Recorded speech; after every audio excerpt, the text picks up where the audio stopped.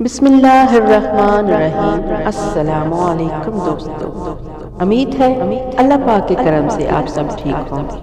جو دوست میرے چینل پر نہیں آئے ہیں برائے مہربانی وہ میرے چینل کو سبسکرائب کر کے بیل نوٹیفیکیشن بٹن آن کر دیں۔ تو آج میں آپ کے لیے ایک بہت ہی خوبصورت واقعہ لے کر آئی ہوں، تو چلیں چلتے ہیں واقعے کی طرف۔ لفظ جن اور جنات جمع ہے جبکہ لفظ جنی واحد ہے۔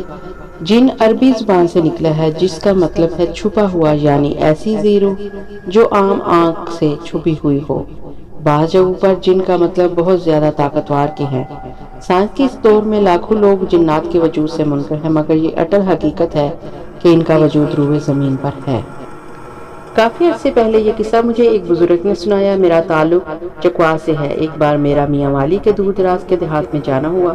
میرا دوست اشر اور میں میاں والی یونیورسٹی میں بی ایس سی زیالوجی کے 7ویں سیمسٹر میں اکٹھے پڑھتے ہیں۔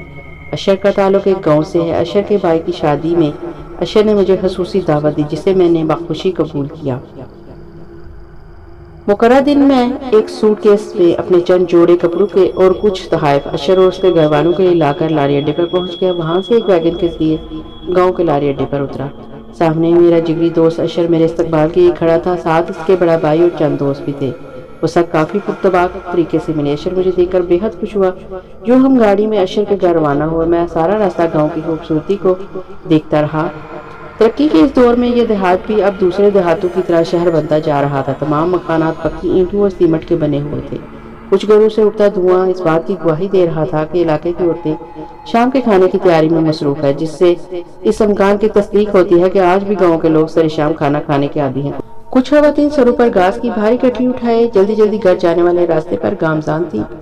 انہیں گھر جا کر کھانا بنانا اور دیگر کام کرنے تھے۔ کہیں کہیں پہ مرد حضرات یا تو کھیتوں میں کام کرنے میں مصروف تھے یا دکانوں کے تھڑے پر بیٹھے ہوشگپیاں میں مصروف تھے۔ چھوٹے چھوٹے بچے ہاتھوں میں قرآن پاک کے سپارے تھامے خوشی خوشی گھر کو جا رہے تھے۔ کچھ کچی زمین پر بیٹھے بنٹے کھیلنے میں مشغول تھے۔ نوجوانوں کے درمیان کرکٹ میچ جاری تھا۔ ان کی ہوٹنگ کی آوازیں کافی سما پیدا کر رہی تھی۔ یہ دیکھ کر آہستہ آہستہ میرا ذہن پرسکون ہوتا جا رہا تھا اور سفر کی تھکاوٹ اعصاب پر سے اترتی جا رہی تھی۔ دور دور تک گندم کے لہلہاتے کھیت، جس میں ابھی گندم پکی نہیں تھی بلکہ اس کے سبز سبز گوشے عجیب بہار دکھا رہے تھے۔ دور سے دیکھنے پر ایسا محسوس ہوتا تھا کہ سرسبز مخملی بستر بچھا ہوا ہو۔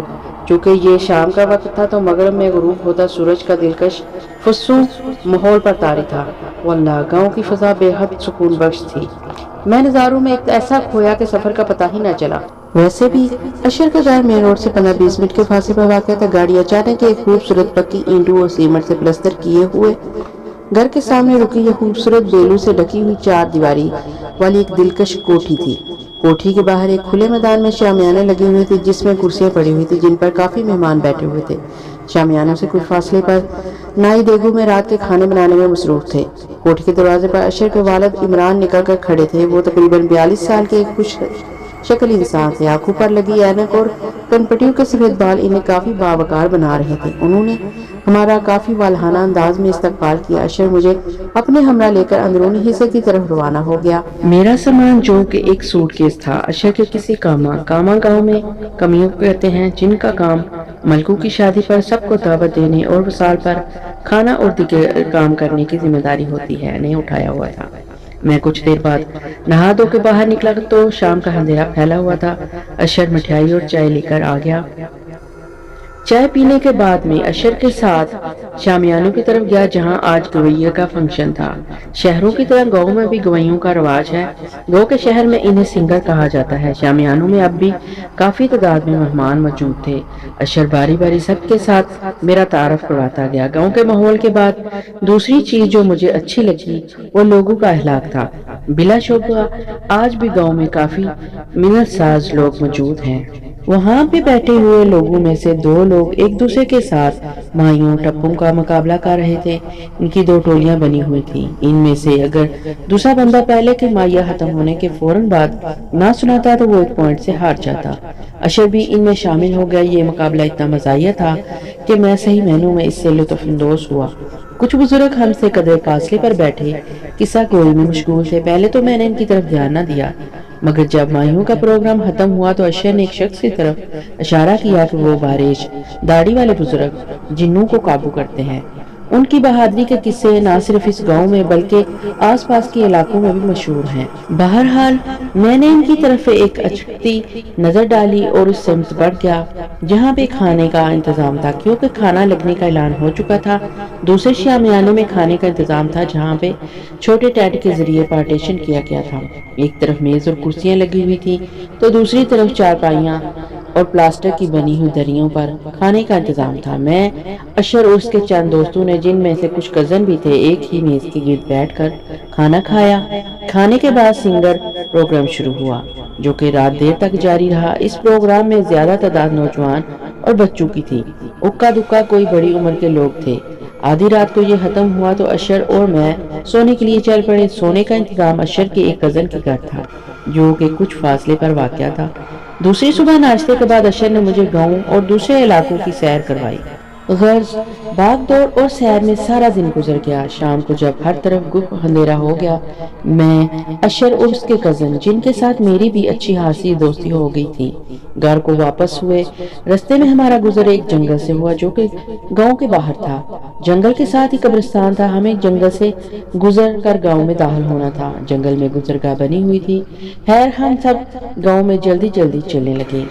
اشر نے کہا کہ یہاں سے خاموشی سے گزرنا۔ ٹوبری گاؤں میں تالاب کو کہتے ہیں۔ جیسا کہ بعد میں اشر نے بتایا کہ پہلے وقتوں میں یہاں تالاب ہوا کرتا تھا، مگر جب سے یہاں جنات نے ڈیرا ڈالا ہے تالاب سوکھ گیا، جس کی وجہ سے اس جگہ کو ٹوبری کہتے ہیں کہ جنات کو شور پسند نہیں۔ ہمارے ساتھ اشر کا ایک فیصلہ بادی دوست بھی تھا، احمد، کافی بطونی اور مزاحیہ۔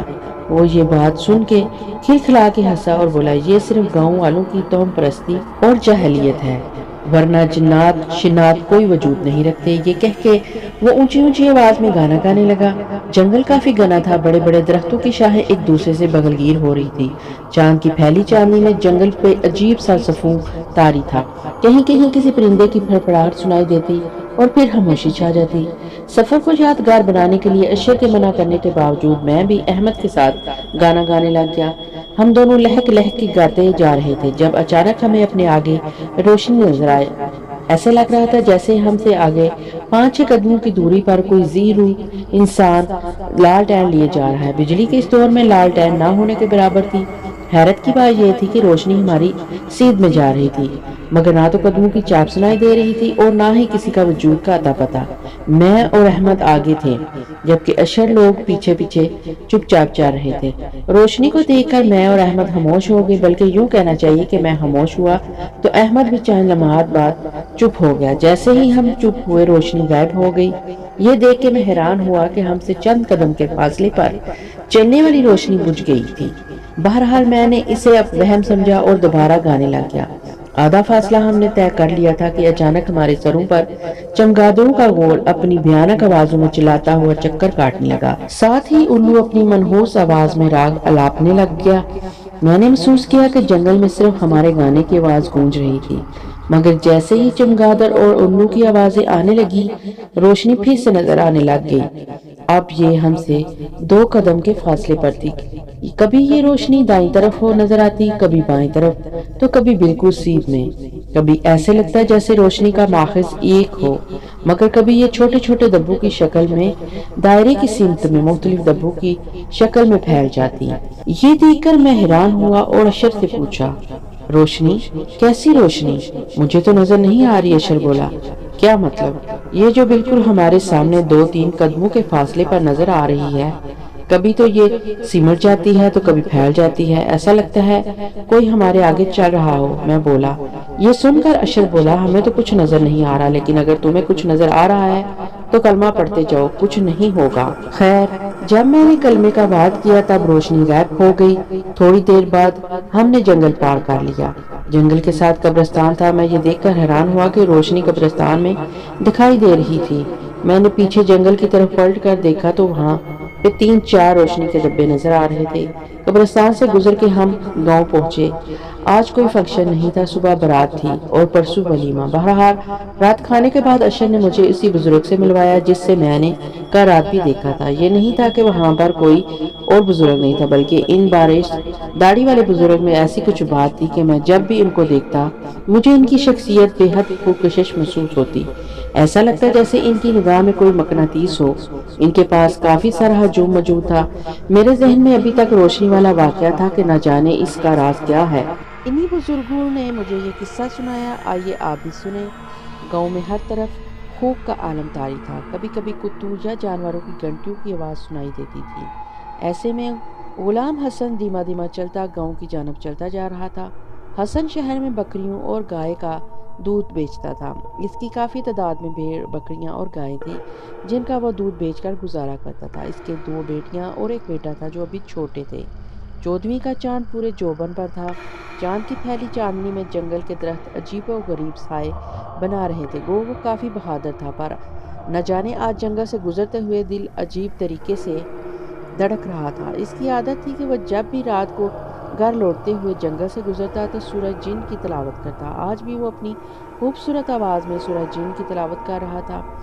ترجمہ کے آدمیوں میں سے کچھ مرد جنوں کے کچھ مردوں کی پناہ لیتے تھے، تو انہوں نے ان جنوں کی سرکشی کو مزید بڑھا دیا۔ محمد صلی اللہ علیہ وسلم کی بعثت سے پہلے زمانہ جاہلیت کے لوگ جب کسی جنات کی وادی میں سے گزرتے یا وہاں ٹھہرتے تو اکثر کہتے، اے اس وادی کے بادشاہ جن، میں تیری پناہ چاہتا ہوں۔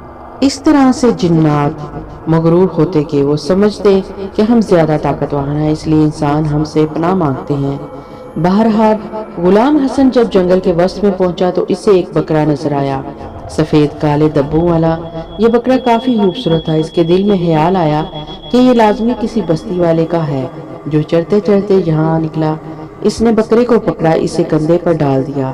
اسے ایک لمحے میں بھی یہ خیال نہ آیا کہ اس گھنے جنگل میں موجود یہ بکرا کسی بستی والے کا نہیں بلکہ ایک جن کا شرارتی بچہ ہے جو کہ کھیل کھیل میں بکرا بنا ہوا تھا۔ وہ اسے ساتھ لیے گھر چلا گیا۔ گھر جا کر اس نے اسے کھوٹے سے باندھ دیا اور خود سو گیا۔ التتر ایک جنات کا قبیلہ تھا جو حطت کی وادی میں رہتا تھا۔ پہلے یہ کافر تھے، مگر پھر اس قبیلے کے چند افراد نے اسلام قبول کر لیا اور کچھ اس طرح کافر رہے۔ یوں یہ قبیلہ 2 فرقوں میں بٹ گیا۔ جو کافر جنات تھی وہ اکثر وادی میں سے گزرنے والوں کو تنگ کرتی تھی، جس کی بنا پر مسلمان جنات کے بادشاہ نے انہیں بے دخل کر دیا۔ یہ کافر جنات وہاں سے نکل کر اس جنگل میں آ بسے۔ پہلے یہ جنگل ڈراؤنا ہوا کرتا تھا، مگر جنات اس میں نہیں تھے۔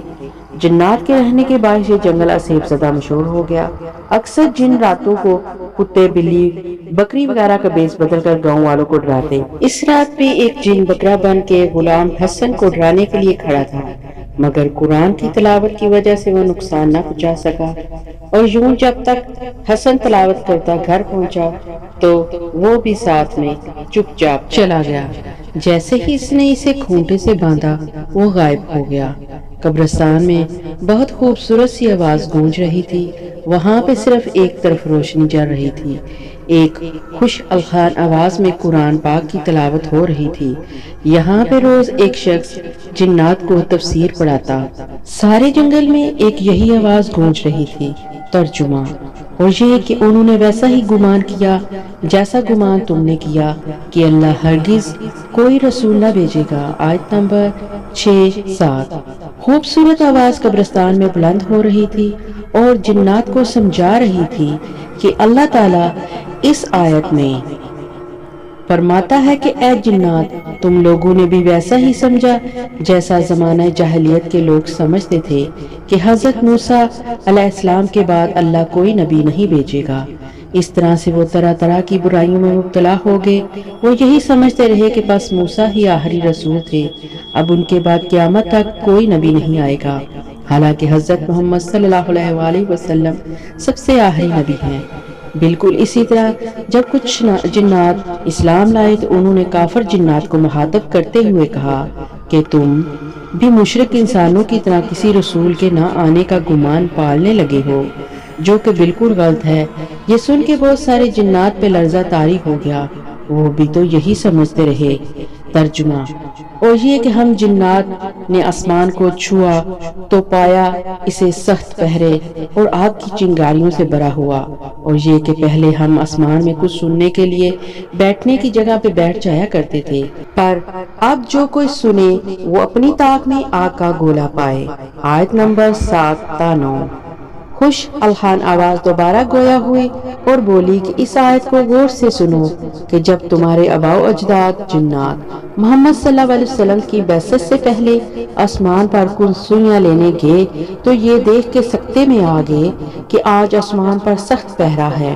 ان میں سے سب سے بڑا جن جو کہ سردار تھا وہ یہ سب دیکھ کے اپنے ساتھیوں سے بولا کہ آج ضرور کوئی نئی بات ہے، اس لیے آسمان پر سخت پہرے ہیں، یا تو اللہ زمین والوں پر کوئی عذاب نازل کر رہا ہے یا پھر کوئی ایسی رحمت والی چیز جو آج سے پہلے کبھی نازل نہیں ہوئی، کیونکہ پہلے جب بھی آسمان پر کوئی فیصلہ ہونے لگتا تو جنات آسمان سے لے کر زمین تک قطار بناتے، جو سب سے پہلے آسمان کے قریب ہوتا وہ جیسے کوئی بات سنتا فوراً اپنے سے نیچے والے کو بتاتا، وہ اس سے اگلے کو، یوں سب کو بات کا پتہ چل جاتا اور وہ سب اس کی اطلاع سب تک پہنچا دیتے۔ مگر اب وہ ایسا نہیں کر سکتے تھے، کیونکہ جیسے ہی کوئی جن بات سننے کی کوشش کرتا تو اس پر آگ کے گولے، شہاب ثاقب کے چھوٹے چھوٹے ٹکڑے برسائے جاتے۔ جیسے جیسے قرآن کی تلاوت ہوتی جاتی جنات پر لرزہ طاری ہوتا جاتا۔ 12 بجنے والے تھے، اس لیے درس کا ٹائم ختم ہو گیا، کیونکہ 12 بجے زوال کا ٹائم ہوتا ہے۔ روز ایک شخص اس طرح جنات کو درس دیتا تھا۔ بستی والوں کو یہ بات معلوم تھی، سو جب بھی کوئی یہاں سے گزرتا تو چپ چاپ گزرتا، کیونکہ جنات کو شور شرابہ پسند نہیں تھا۔ اگلی صبح حسن نے بکرے کو غائب پایا تو کافی حیران ہوا۔ اس نے جب یہ بات امام مسجد کو بتائی تو انہوں نے اپنے روحانی علم کے ذریعے صحیح واقعہ بتایا۔ جنگل کے جنات کی شرارتیں روز بروز بڑھتی جا رہی تھی۔ ایسے میں کافی لوگ پریشان تھے، کیونکہ جو بندہ جنات سے ڈر جاتا یا تو جنات اس پر ہمیشہ کے لیے حاوی ہو جاتے یا پھر وہ انسان مہینوں خوف زدہ رہتا۔ بستی سے شہر جانے کے لیے جنگل کے علاوہ کوئی راستہ بھی نہیں تھا۔ ایسے میں لوگ سرے شام گھروں میں بند ہو جاتے۔ بستی میں بہت سارے لوگوں کا ذریعہ معاش جنگل تھا۔ بہت بار بستی والے دم درود والے باباؤں کو لاتے، مگر پھر پتہ نہیں کیا ہوتا کہ جنات کی بجائے وہ خود بھاگ جاتے۔ ابھی تک کسی کو کچھ حل نہیں سوچتا تھا۔ 2 ہفتوں بعد حسن پھر دودھ بیچنے شہر گیا تو اس بار اس نے اس بات کا تہیہ کر لیا کہ وہ شرارتی جن کو سبق سکھائے گا۔ سو وہ جب شہر سے واپسی پر جنگل سے گزرا تو اچانک اسے 2 چمکتی آنکھیں نظر آئیں۔ کبھی امکان تھا کہ یہ جن ہی ہے۔ اس نے جھپٹ کر کلہاڑی کا وار کیا اور یہی اس سے چوک ہوئی جو اس کی موت کا سبب بنی۔ معلوم نہیں کلہاڑی اسے لگی یا پھر نہیں، مگر دونوں آنکھیں غائب ہو گئی۔ سو وہ بھی گھر کو چل پڑا۔ جیسے ہی اس نے چوکھٹ پر ہاتھ رکھا، ایک بلی دڑام سے اس پر آن گری۔ وہ اس اچانک حادثے سے ڈر گیا۔ اسی وقت وہ بلی نما جن اس کے حواس پر طاری ہو گیا۔ یاد رہے کہ وہ سورت کی تلاوت جنگل میں سے گزرتے ہوئے کرتا تھا، اس لیے جنگل میں جن نے اسے کچھ نہ کہا۔ اس کی وہی کلہاڑی جن کے بچے کے سر پر لگی تھی، جس سے جن کی ماں جننی کو غصہ آ گیا۔ سو جیسے ہی اس نے تلاوت ختم کی وہ بلی کی شکل میں اچانک سامنے آئی۔ 4 مہینے بیمار رہ کے بلا آخر وہ فوت ہو گیا۔ بیماری کے دوران اس کی حالت کافی خراب ہو گئی تھی۔ وہ ہر وقت بچوں کو مارتا۔ 1-2 بار اس نے بچوں کا گلا دبانے کی کوشش کی۔ اس کی بیوی نے اس کے خوف سے بچوں کو شہر ماموں کے گھر بھجوا دیا۔ آج 14ویں کی رات تھی۔ چاند اپنی پوری کوشش سے ہر چیز کو روشن کرنے میں مصروف تھا۔ قبرستان میں سے قرآن پاک کی تلاوت کی آوازیں آ رہی تھی۔ ترجمہ: اور یہ کہ ہم میں سے کچھ نیک ہیں اور کچھ اس کے علاوہ ہم مختلف راہوں میں بٹے ہوئے ہیں۔ آیت نمبر 10-11۔ پرسکون اور ملائم آواز میں وہاں موجود جنات کو تفسیر سمجھائی جا رہی تھی کہ جب جنات کے کچھ گروہ اسلام لے آئے تو کافر جنات سے بولے کہ ہم لوگوں میں سے کچھ ایسے ہیں جن کے دل دین اللہ کی وجہ سے نیک ہو گئے ہیں، لیکن کچھ ایسے بھی ہیں جو ابھی تک بدی کی طرف مائل ہیں۔ بے شک ہم سب مختلف ہیں۔ یہ آیت سن کے وہاں موجود ایک جن جس کا نام راہم تھا کو ایک پرانا واقعہ یاد آ گیا۔ یہ ان دنوں کی بات ہے جب بستی کے لوگ جنات کے خوف سے اپنے گھر پر چھوڑ کے ہجرت کرنے لگ گئے۔ انہی دنوں راہم کا گزر اس بستی کے اوپر سے ہوا۔ وہاں پہ بستی کی حالت دیکھ کے اسے خیال آیا کہ ایسا کیا ہوا کہ بستی کے لوگ اس قدر خوف زدہ ہیں۔ اس نے اپنے علم کے ذریعے معلوم کیا تو اسے سارا واقعہ معلوم ہو گیا۔ راہم کا تعلق مسلم جناتی قبیلے سے تھا۔ اس نے جنات کو سبق سکھانے کے لیے اپنا عمل شروع کر دیا۔ جلد ہی جنات کو علم ہو گیا کہ کوئی اور علم ان کے خلاف بندش کر رہا ہے، جس سے ان کی بہت ساری قوتیں سلب ہوتی جا رہی تھی۔ اس طرح نیکی اور بدی کے درمیان جنگ شروع ہوئی۔ کافر جنات سے مقابلہ کرنے کے لیے اس نے اپنے علاقے کے بہت بڑے روحانی بابا سے مدد لی۔ بہت سارے چلوں اور اسم اعظم کے باعث آخرکار کافر جنات پر غلبہ پا لیا گیا۔ ان میں سے کچھ نے اسلام قبول کر لیا اور کچھ کو غیر آبادی والے ویران علاقے کی طرف دھکیل دیا گیا۔ ان میں سے اکثر کی قوتیں سلب کر لی گئی۔ بے شک اس آیت میں صحیح کہا گیا ہے کہ چاہے وہ جنات ہو یا بشر، ان میں سے کچھ لوگ نیک ہیں اور کچھ بد۔ ہر ایک کا الگ مزاج ہے۔ یوں بستی والوں کو جنات سے نجات حاصل ہوئی۔ بابا جب کافی دیر کچھ نہ بولے تو میں ہوش میں آیا۔ میرے دل میں خیال آیا کہ میں بابا سے روشنی کے متعلق پوچھوں۔ جب میں نے پوچھا تو بولے، بیٹا وہ روشنی صرف تب دکھائی دیتی ہے جب کوئی رستہ بھول جائے، یا پھر تب جب کوئی اس وقت شور کرے جب جنات کا درس کا وقت ہو۔ تو مجھے اب سمجھ آئی کہ مجھے اور احمد کو صرف اسی لیے روشنی نظر آتی تھی کیونکہ ہم گانا گا کر ان کے درس میں خلل پیدا کر رہے تھے۔ میں نے پھر بابا سے پوچھا کہ بابا ایک آخری سوال، جنات کو قرآن پاک کی تفسیر کون پڑھاتا ہے اور سمجھاتا ہے؟ بابا مسکرائے اور بولے، میں۔ آپ؟ مجھے یقین نہیں آیا۔ بولے، ہاں بیٹا، میں ہی انہیں قرآن پاک پڑھاتا ہوں۔ آپ کون ہیں؟ میں اترائے حیرت سے بولا۔ وہ مسکرا کے بولے، حسن کا بیٹا۔ اس اگلے دن میں برات کے بعد رات کو جنگل گیا، مگر اس بار مجھے کوئی روشنی نظر نہ آئی سوائے قبرستان کے، جہاں پہ بابے کی کٹیا تھی اور وہ جنات کو درس دیتے تھے۔ تو پیارے دوستوں، کیسا لگا آپ کو یہ واقعہ؟ یقیناً آپ کو بہت پسند آیا ہوگا۔ اپنی رائے کا اظہار کمنٹ باکس میں ضرور کریے گا اور مجھے سپورٹ کریے گا۔ پھر ملیں گے انشاءاللہ کسی نئی کہانی یا کسی نئے واقعے کے ساتھ۔ تب تک کے لیے اجازت دیجیے۔